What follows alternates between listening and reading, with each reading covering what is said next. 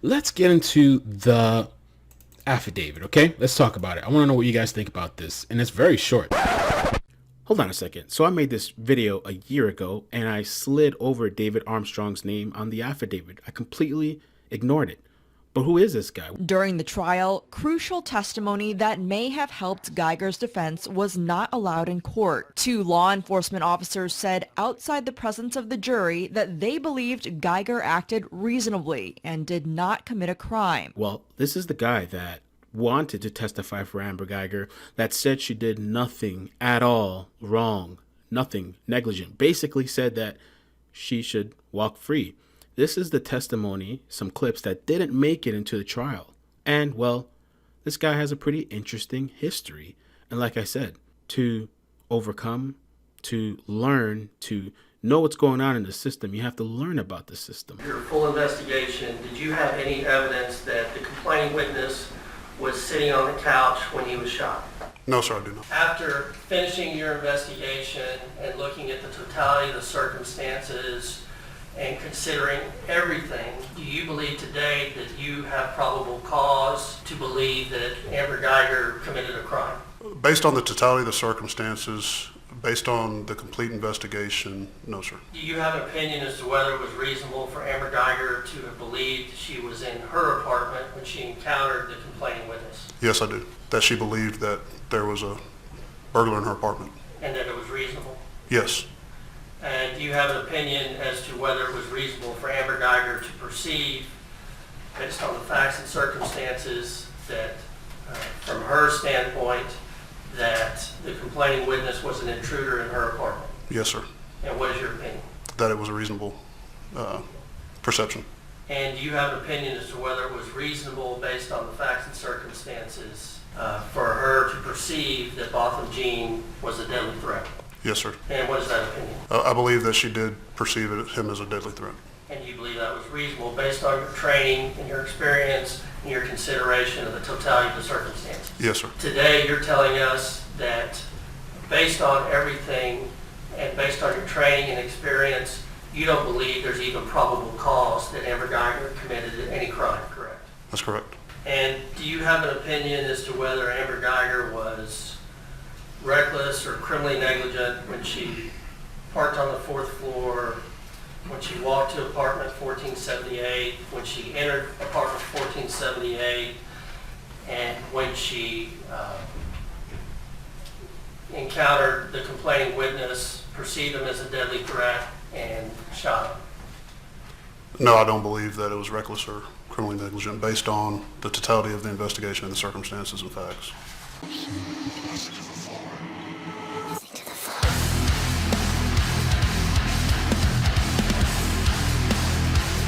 So where do I start?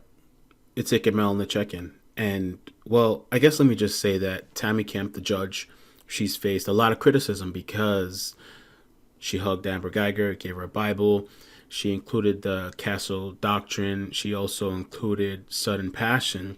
But what some people might not know is that Judge Tammy Kemp is the reason why this testimony didn't make it so that the jurors could hear this. And it's possible that she would have got a lesser sentence or maybe got off free had they heard this. And this is just being objective. In response to your question, Mr. Rogers, as to whether or not the court will allow Ranger Armstrong to give his opinion as to where Mr. John was allegedly shot, the court will not allow that to be done because the court is not satisfied that there is sufficient evidence to demonstrate where his shoes were and that those shoes were never moved or contacted by persons attempting to give or to render aid to him immediately after this incident. David Armstrong. How does he still come into play with all this, right? Well, we still have to go back a little bit to, well, Botham Jean's mother, Allison John. She mentioned the corruption from the evidence from the beginning. The corruption that we saw during this process must stop. The contamination of a crime scene that we saw coming out of this case is one that must never happen again. Lee Merritt mentioned corruption within the Dallas PD. What this trial did was it pulled the veil back, and we saw the kind of things that lead to unfair acquittals of police officers. We saw a corrupt Dallas Police Department that actively engaged in covering for, excusing, and justifying the unjustifiable. There's currently an internal affairs investigation into the Dallas PD. So initially this guy, David Armstrong, he went for manslaughter. He charged a manslaughter, but during the trial hearing, he states, and they cover up or they switch it up or whatever, and they say that the investigation at that time wasn't fully completed. But after the investigation was fully done is when he determined that she was completely innocent, wasn't reckless at all, wasn't guilty of a crime, did nothing wrong at all. After completing the investigation, and now there was an arrest warrant on September 9th, I believe, correct, for manslaughter? That's correct. Had you finished your investigation at that time? No, sir, I had not. So once he finished the investigation, that's when you hear the clips that I included in the beginning where he says that she's completely innocent. She did nothing at all wrong, not even reckless, not even negligent. And it's important to talk about the extreme opinions of this because there's people that, and I'm in the middle, I can be objective, I can see some of the law stuff, but there's literally people out there that believe that there's nothing at all wrong with this, and these people are the same people that are the authorities. So let's talk about this lawsuit, and I want to preface this with the plaintiff, his credibility, not just some random whatever. The plaintiff worked as a CID specialist agent in Mount Pleasant, Texas, and received numerous awards from DPS and other agencies for his service. Now, I'm going to link my sources in the channel description below, and I first have to say thank you to Angel, Starlove, and Sherry for the information you provided.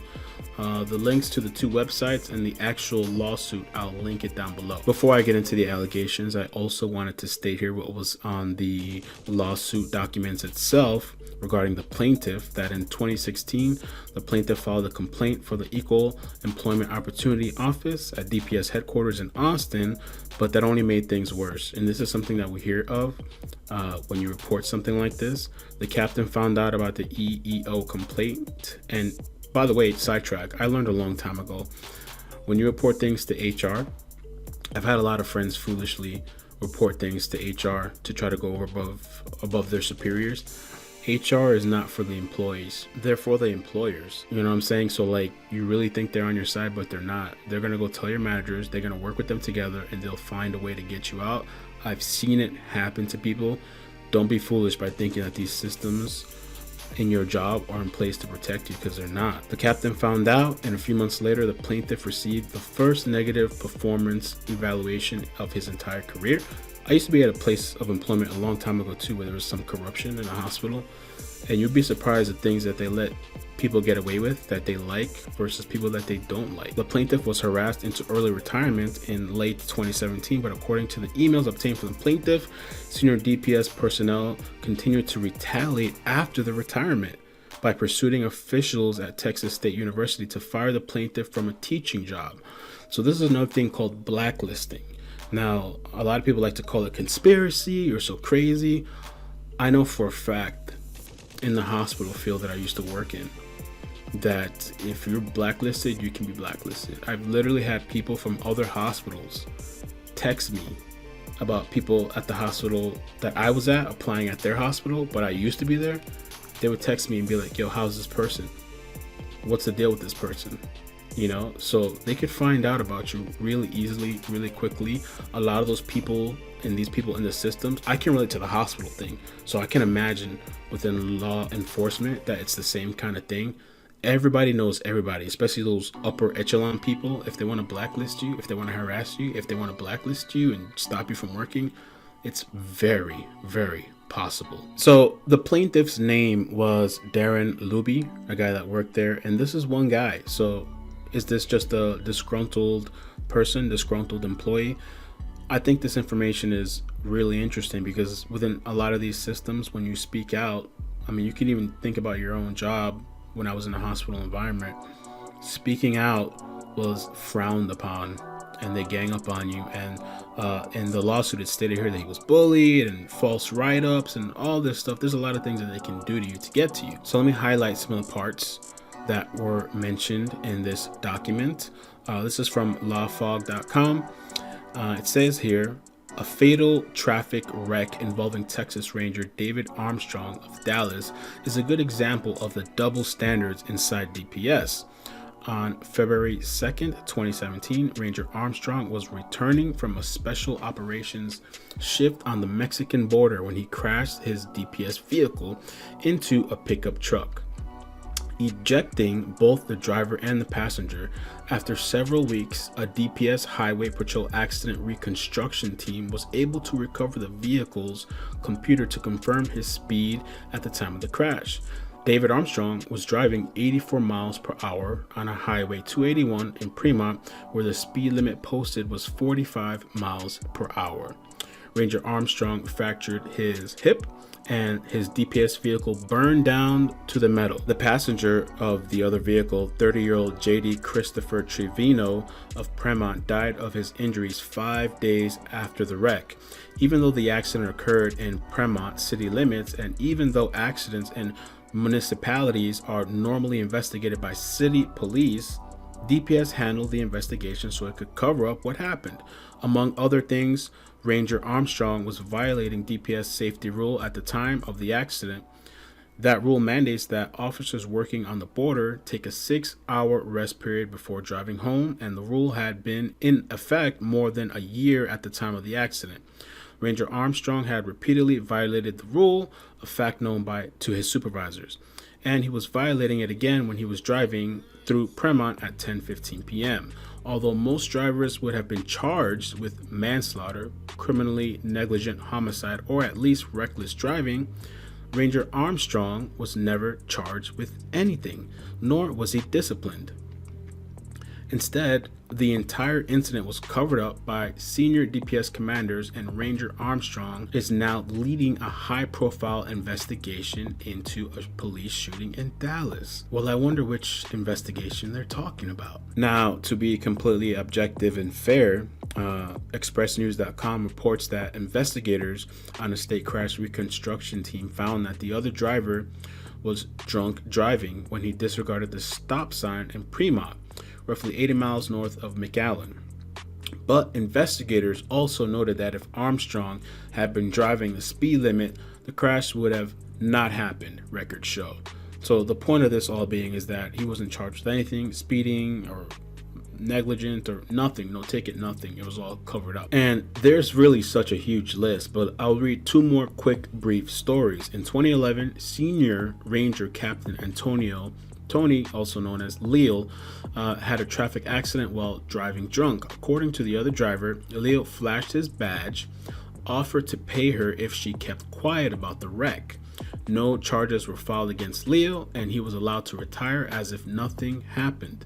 Another ranger was a passenger in Leo's car at the time of the accident, and apparently he was drunk as well. The other ranger kept quiet about what happened, and he is now one of the top DPS officials in Austin. Another quick, brief story. Around 2011, Agent Brock wrecked a DPS vehicle in Titus County while driving drunk. He did not report the incident until the following day, much less the fact that he had been driving drunk. Captain Milovanovic learned about the drunk driving incident but helped cover it up, and he prevented Brock from being terminated. That's just a few examples of what people talk when they're talking about corruption, and it's a long historical list just on this documentation. Now, I'll end off on a few personal opinions, notes about this case. What I've seen is there's a lot of people talking about this case. There's a lot of people that are just reading some headlines, don't know what they're talking about. I'm talking to some big YouTubers that don't know what they're talking about. This case is crazy. It's crazy. Okay. I mean, when I looked at it, from what I seen there, I didn't see everything. This was before I even saw that she claimed that she said that she intended to shoot to kill. was that this was definitely, in the very least, a manslaughter from what I saw. And there's people that claim that they were confident it was going to be a murder charge, that the evidence was point in case, like open and shut. And from what I've seen, it really wasn't open and shut, to be completely objective. But this wasn't something that this woman didn't do anything wrong. She should totally be held accountable. Now, I don't know what was on the jury's mind, because many people, experts, when they came with that murder charge, it was a surprise. So people were saying, well, if they came with the murder charge, then I guess they're going to go with a higher sentence. But think about this, because there's some people out there that are saying, well, 60, 100 years life, death sentence. Even the prosecution at one point in the closing statements, they were aiming a little bit low when they were talking to the jury, because another misconception that people don't understand because they're not reading the details in this case is the judge didn't do the sentencing.